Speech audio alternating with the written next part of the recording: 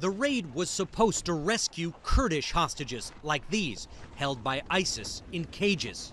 U.S. intelligence had learned they were about to be executed. So when the Kurds, Washington's closest allies in Iraq, asked for help rescuing them, U.S. forces agreed. At 2 a.m., American special ops and Kurdish forces in 5 U.S. helicopters headed for the town of Hawija, landing near an ISIS prison on the outskirts of town. Sources say ISIS had already dug mass graves for their hostages. Kurdish troops stormed in. About 20 ISIS guards inside fought back.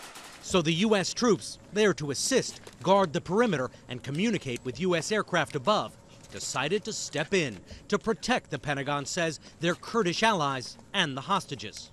About 15 ISIS guards were killed, but not before, the U.S. military says, an ISIS fighter shot one American commando, so far unidentified, who later died of his injuries. When the fight was over, the Americans and Kurds loaded the freed hostages, 75 of them according to U.S. officials, and at least 5 captured ISIS guards on the helicopters and left.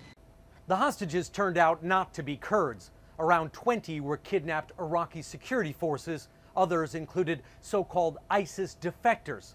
Still, the U.S. military is calling the raid a huge success because of the number of lives saved in one of the biggest hostage rescues anywhere in recent memory.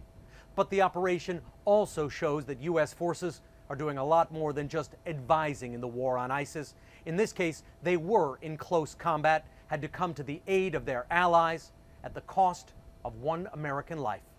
Richard Engel, NBC News, Istanbul.